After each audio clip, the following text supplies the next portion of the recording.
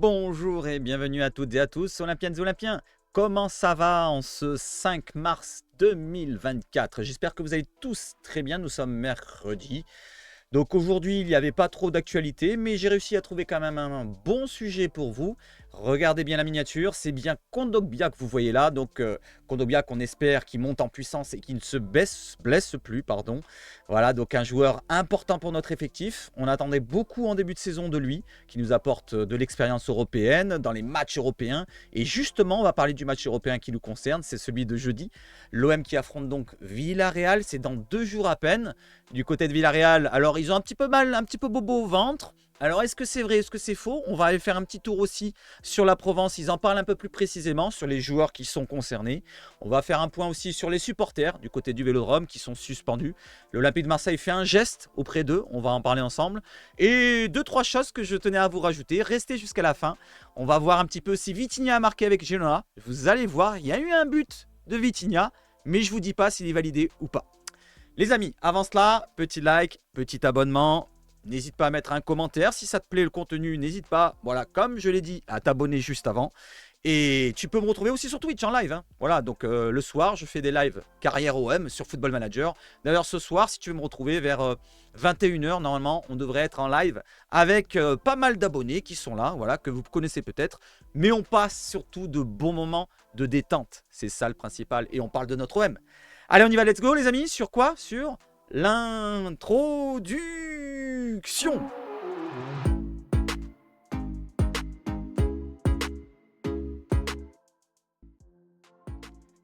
Allez, on va sur quoi? On va sur l'éphéméride. Donc nous sommes le 5 mars. Je souhaite un bon anniversaire à Marc Pascal. Et je souhaite aussi un bon anniversaire à qui?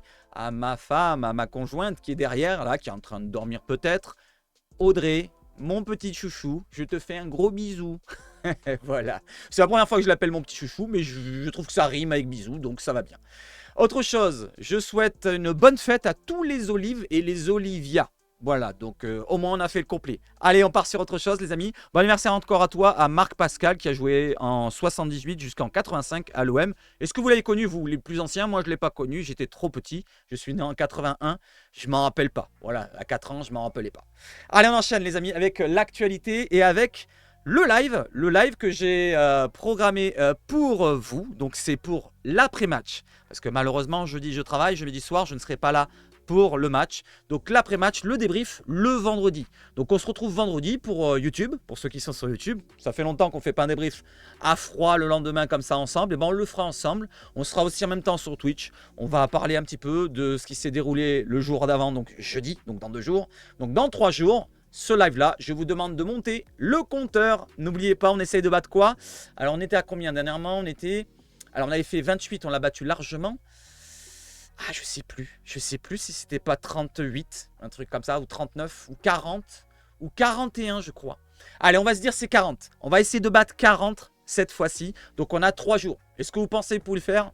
Allez, donnez une petite force pour ce live-là, pour le vidéo d'aujourd'hui, et pour le live donc de vendredi. J'espère qu'on va gagner, bien sûr. C'est surtout ça le principal. Allez, avant de partir sur le match, on va regarder ce que l'OM nous a mis du côté de Twittos avec J-3, donc plus que maintenant J-2 plutôt, c'était hier. Après 3 victoires consécutives, nos Olympiens sont bien décidés à ne pas s'arrêter là. Ils auront besoin de toute la team OM pour les mener jusqu'à la victoire et continuer leur aventure européenne. Vos billets, donc sur le lien, vous pouvez aller voir, il y a des billets, il y a la billetterie qui est ouverte. Alors, il reste encore quelques places, mais ça va être au compte-gouttes parce que là, vraiment, il y a eu un engouement terrible, surtout avec les virages qui sont suspendus. D'ailleurs, on va en parler juste après les virages. Mais avant de parler des virages, les amis, on va sur la série de Gasset, l'air Gasset comme je l'ai mis là, c'est le tweet de Seb. La petite casquette, l'air Gasset a débuté en furie, en feu, comme j'ai mis les flammes. Quelle sera la suite, les amis? Donc, je vous ai mis les 8 premiers matchs, les 8 matchs que concerne l'air Gasset pour son début. Combien voyez-vous de victoires? Combien voyez-vous de matchs nuls ou de défaites dans les 5 matchs qui suivent? C'est-à-dire, on a Marseille-Villarreal, donc jeudi, Marseille-Nantes, dimanche, Villarreal-Marseille, Rennes-Marseille et Marseille-Paris pour la reprise le 31 mars. Voilà, je voulais m'arrêter sur le plus gros match peut-être de la saison qui nous reste. C'est Marseille-Paris, bien sûr. Pour l'instant, pour l'adversaire le plus difficile, ça va être eux sûrement. Donc n'hésitez pas à me dire combien sur ces 5 rencontres qui vont arriver, Gasset va nous faire gagner des rencontres. Allez, on va enchaîner justement avec quoi les amis? Avant de partir sur les supporters, on va faire un petit point sur quoi? Sur Kondogbia. On y va tout de suite? Allez, let's go. C'est le sujet principal de la vidéo. Donc Kondogbia qui va nous apporter, comme je vous l'ai dit, beaucoup d'expérience. Il a 30 matchs de Champions League dans ses pattes, dont un avec l'OM, si je ne me trompe pas, ou peut-être deux, je ne suis pas sûr. Je crois qu'il n'a pas joué deuxième. Non, il n'a pas joué le deuxième, puisqu'il s'est fait exclure lors du premier match contre le Pana. Donc il a 31 matchs de Champions League et d'autres matchs en Europa League. Il a une carrière énorme quand même, Kondogbia. Là, on ne le souligne pas assez. C'est un joueur important de notre effectif. Et c'est que mieux qu'on l'a là pour les matchs qui vont arriver, parce que ça faisait longtemps qu'on n'avait pas un milieu de cette expérience européenne. Les amis, est-ce que vous pensez que c'est le bon joueur qu'il nous fallait au milieu de terrain? Je vous demande, c'est une question avant de commencer le petit article. Je vous demande la question, n'hésitez pas à me dire, est-ce que vous allez me répondre peut-être non, il est trop blessé, non, je le trouve pas bon, non, il est trop lent, non, il ralentit le jeu. Moi, je trouve que franchement, quand il est là sur le terrain, bah franchement, moi je trouve qu'il fait vraiment le taf. C'est un très très bon joueur. On peut l'appeler la pieuvre, ce que vous voulez, mais il récupère, il ratisse beaucoup de ballons. Il est propre dans ses longues passes, il est propre dans le jeu court, dans le jeu long. Voilà, physiquement, il en impose. Je ne parle pas de sa technique qui est peut-être en deçà de d'autres milieux de terrain, mais franchement, je trouve qu'il nous fallait un joueur comme ça avec du physique, surtout du physique. On voulait du physique. Du moment qu'il n'est pas blessé, il nous apporte beaucoup. Allez, on enchaîne les amis. Alors, Kondogbia, je vous lis tout ça. Kondogbia, Ligue Europa, ancien de Valence, en Espagne, le milieu de l'OM, également passé par Séville et l'Atlético Madrid, connaît bien Villarreal, adversaire de des Olympiens jeudi. Il monte en puissance, comme je vous l'ai dit dans le titre, et sera un atout pour la double confrontation. Kondogbia, l'expérience du Tché. Allez, on enchaîne et je vous mets ça en zoom. Voilà, c'est pas le même zoom que l'équipe, mais c'est pas grave. Un peu plus de 50 bornes séparent en bord de Méditerranée, dans l'est espagnol, Valence et sa voisine du Castellón, un peu plus au nord, et un peu plus reculé dans les terres Villarreal. Oui, ça s'écrit comme ça, hein, pour ceux qui ne le savaient pas. La ville s'appelle Villarreal, mais c'est écrit comme ça avec un seul L et un seul R, alors que le club, c'est Villarreal avec deux L et deux R. Dans cette même communauté autonome, que ce soit à Mestalla, l'antre des Tchés, ou à la Ceramica, anciennement El Madrigal, le repère du sous-marin jaune, la rivalité porte une appellation, le derby de la Comunita. Si les Valencians ont aussi le derby de Del Turria, du nom du fleuve, entre le le Valencia CF et Levante, c'est bien avec Villarreal, avec deux L et 2 R que la rivalité est la plus intense sportivement. Après Séville 2012-2013 et avant l'Atlético Madrid 2020-2023, Geoffrey Kondogbia, olympien depuis l'été dernier, a bien connu ce contexte. Lui qui a porté le maillot blanc entre 2017 et 2020, c'est là-bas qu'il a évolué les 2 premières saisons, sous les ordres de Marcelino, retrouvé à Marseille quelques semaines l'été dernier, et qui sera dans le camp d'en face pour la double confrontation entre l'OM et Villarreal en 8e de finale de Ligue Europa. Jeudi au Vélodrome, le 14, en Espagne. Kondo, comme je l'appelle, est un joueur de classe mondiale, disait Petit Marcel. Et oui, Marcelino l'appelait Kondo. Je continue. Lors de sa présentation en juillet dernier, le milieu international centrafricain disait aussi avoir gardé de bons souvenirs du technicien Iber. Derrière, là, on a à gauche Geoffrey Kondogbia, comme son président Pablo Longoria, directeur technique à Valence entre février 2018 et septembre 2019, va croiser des anciens compagnons de route désormais à Villarreal. Je continue le texte. Si l'opposition est forte entre les deux clubs, cela n'empêche pas, à l'image de Marcelino, Villarreal 2013-2016, puis 2023, puisqu'il vient de retourner, Valence 2007-2019, les acteurs du football de passer par chaque camp. Coéquipier de Kondogbia à l'époque, à Mestalla, Francis Coquelin, Dani Parejo ou encore Gonzalo Guedes évoluent actuellement chez le vainqueur de la Ligue Europa 2021. Et oui, Guedes, Parejo et Coquelin étaient à Valence avec Kondogbia avant. J'en suis où? Je suis perdu. Ah oui, c'est là. Raoul Albiol, lui par exemple, a été formé chez les Tchés et est devenu un cadre de Villarreal. Il a été formé du côté de Valence apparemment. Ah, je ne savais pas ça. Et après, il est parti du côté de Villarreal et il est cadre désormais. Cela avait été déjà le cas avec le maillot de l'Atlético de Madrid Condobia va donc croiser comme son président Pablo Longoria, directeur technique, je vous l'ai lu juste avant, à Valence entre février 2018 et septembre 2009, des anciens compagnons de route. Il a joué en Espagne, il connaît bien, c'est toujours un plus. Il sait à quoi s'attendre, souligne l'ancien Olympien Ludovic Azuar. Tiens, qui c'est qui se souvient de Ludovic Azuar? Tiens, donnez-moi le nom, le poste pardon, de Ludovic Azuar. Moi je le sais, Allez, c'est pas un attaquant. Pour vous donner un indice, c'est pas un défenseur. Voilà. Mais quel est vraiment son poste précis? Ludovic Azuar, qui évoluait au club lors du passage éclair de Jean-Louis Gasset dans le staff de Gérard Gilly en D2. Ah, je savais pas qu'il était passé au club. Ah, au club, à Marseille, bien sûr. Il est passé à l'OM. Je suis con. Je croyais qu'il parlait de Villarreal. Quand tu retournes... Alors là, on est obligé de monter. Quand tu retournes sur tes terres, imagine déjà Jean-Marc Ferreri, champion d'Europe en 93, à propos de la semaine prochaine, le piment est encore plus fort. Tu te sens chez toi. Le degré de motivation sera extrême. Pour Condobia, il parle. Une utilisation adaptée.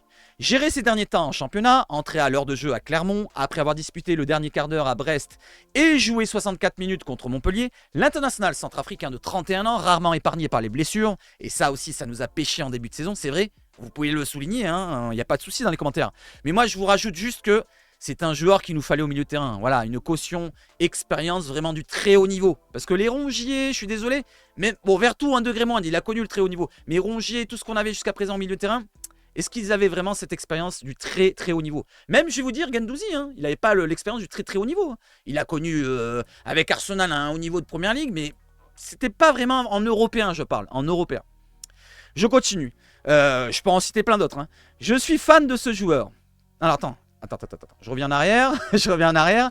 L'international centrafricain, rarement épargné par les blessures, a disputé l'intégralité de chacun des matchs contre le Shakhtar et enchaîne enfin les rencontres. Je suis fan de ce joueur, souligne Ferreri. D'emblée, qui sera au commentaire pour M6 jeudi et W9 au retour en Espagne. Quand tu reviens, il faut y aller mollo, que ce soit Gennaro Gattuso et maintenant Jean-Louis Gasset, ils connaissent parfaitement le football, il faut savoir l'économiser. Et c'est pour ça que Condobia, il a été économisé. Et oui, le dernier match contre Clermont, il n'est pas titulaire, il me semble. Je crois qu'au milieu, oui, on n'a pas Gay, on a Ounahi et Harit. Et c'est parfait ce que fait Gasset. Franchement, Gasset, il a tout juste. Je reviens sur lui, mais il a tout juste. Condobia enchaîne les matchs et parvient à hausser le volume. S'il est épargné par tous les pépins physiques, il a le niveau international. Un garçon, comme lui, à 100% de ses moyens, peut faire beaucoup de bien à cette équipe. Avec l'expérience qu'il a, il est en dents de scie par rapport à ses blessures. Le fait de retrouver le terrain et d'être en capacité, c'est un grand apport dont l'OM ne peut pas se passer. Assurera. Et j'assure la même chose que assurera. J'assure l'assurance d'Assurar. Ferreri, lui, estime que Condobia a un rôle primordial, capital. Pour les joutes continentales, tu ne peux pas gagner la Coupe d'Europe avec des petits jeunes. Il faut du vécu. Voilà, je viens de vous le dire, de l'expérience pour les grands matchs. Il est indispensable au milieu de terrain. Contre le Shakhtar, il a été très très bon. Il marque d'ailleurs, et il est dans l'impact, il gagne les duels, il est indispensable. Lancé dans une nouvelle dynamique, l'OM aura besoin de ce Condobia de plus en plus performant. Voilà les amis, l'article sur Condobia, qu'est-ce que vous en pensez? Est-ce que vous pensez comme moi que Condobia monte en puissance et que ça fait du bien qu'il soit plus blessé? Voilà, là aux côtés d'Amin Harit. Voilà, a évolué durant 3 ans à Valence et a connu la saveur du derby contre Villarreal. Il connaît l'Espagne, il connaît la Liga, il connaît Villarreal, il connaît aussi le Marcelino par le passé. Et il va nous apporter beaucoup dans les matchs comme ça, attention, où il faudra de l'expérience un peu plus que de la fougue. Voilà, il connaît ce qu'il faut faire au milieu de terrain. Voilà, il sera peut-être un des leaders dans le futur, peut-être, j'espère en tout cas, qu'il ne se blessera plus. Voilà. Qu'est-ce que vous en pensez de ce sujet-là, les amis? Et maintenant, on va regarder ce que je vous ai dit juste avant, le virus. Allez, on fait un petit point sur le virus. Le virus gastrique de Villarreal. Ça concerne leurs bobos au ventre, au cucu, à la tête et en train de vomir. Je ne sais pas ce qu'ils font.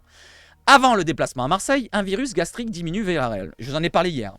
En marge de la rencontre face à Grenade ce week-end, plusieurs joueurs de Villarreal ont eu des maux gastriques. Et certains sont allés à l'hôpital. C'est allé jusque-là. Selon Marca, une large partie du vestiaire de Villarreal est touchée par un virus gastrique. Plusieurs joueurs ont été victimes de maux gastriques en marge de la rencontre face à Grenade qu'ils ont gagné 5-1. Un désagrément qui n'a pas empêché le sous-marin jaune de s'imposer largement en championnat. Le média espagnol révèle que 6 joueurs, l'ancien Olympien Eric Bailly, Aïssa Mandi, Santi Comesana, Philippe Jorgensen, Ramon Terraz et Jérémy Pino, ainsi que le coach Marcelino, ont été affectés par le virus, dont la cause demeure toujours inconnue, encore inconnue, pardon. Si 4 de ces 6 joueurs impactés n'ont pas pris part à la rencontre face à Grenade, Bailly et Mandi ont tous deux dû être remplacés au cours de la partie à la suite des désagréments provoqués. L'ancien entraîneur de l'OM a confirmé qu'il a effectué plus de changements que prévu dans le 11 de départ.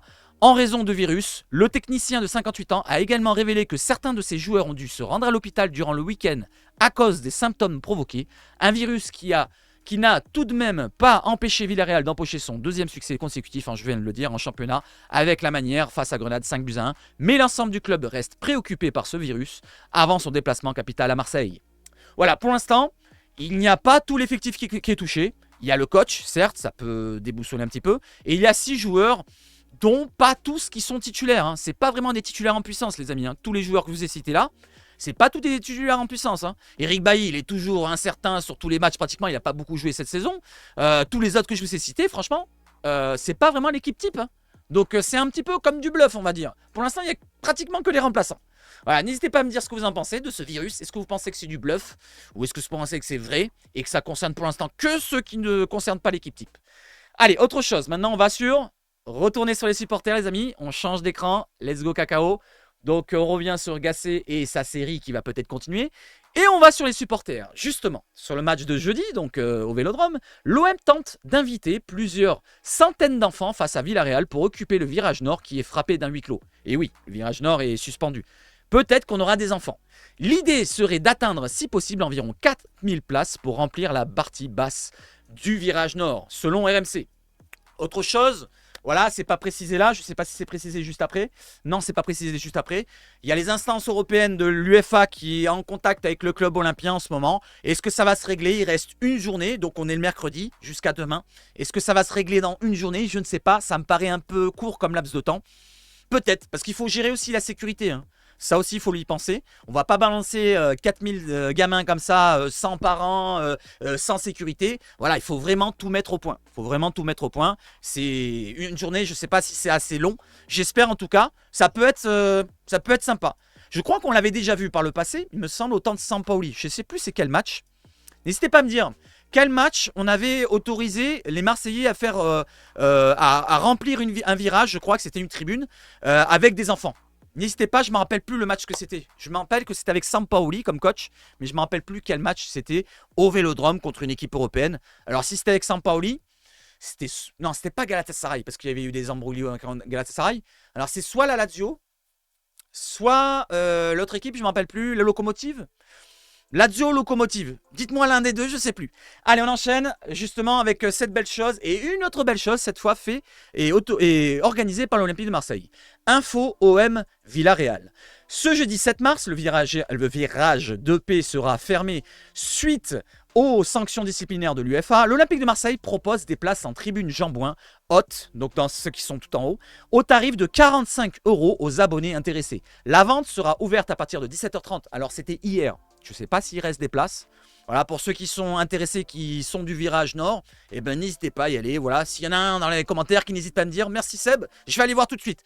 Sur le site de l'OM, accès uniquement avec la connexion de ton compte. Voilà, si tu as un compte du côté de l'OM.fr, tu vas sur ton compte, tu ouvres ton compte et tu auras, une fois connecté à son compte, la vignette est visible, une place par compte, voilà, dans ton compte, tu n'auras qu'une place dans la mesure des places disponibles. Si vous avez acheté des places supplémentaires, elles vous seront remboursées sur votre carte bleue. Le local sera ouvert également pour tous ceux qui désirent venir. Ça, c'est le local des Dodgers. Voilà, c'est Dodgers qui relie ça. Allez, on enchaîne les amis, merci les supporters, merci l'Olympique de Marseille. Et on enchaîne justement avec l'Olympique de Marseille en Coupe d'Europe. À partir des 8e de finale dans toutes les Coupes d'Europe confondues, l'OM s'est qualifié 10 fois et s'est fait éliminer 6 fois. Donc on est plutôt positif. Quand on va en 8e de finale, on se qualifie plus qu'on se fait éliminer. Et on est arrivé 5 fois en finale à chaque fois qu'on s'est qualifié, de ce que j'ai compris. Donc si on se qualifie en quart de finale, on a une chance sur 2 d'arriver en finale. Vous avez compris? Et oui, parce que 10 divisé par 5, ça fait une chance sur 2. Vous avez compris? Donc si l'OM se qualifie en quart de finale, l'OM aura une chance sur 2 d'arriver en finale. Après, c'est les statistiques, hein, c'est fait pour être démonté.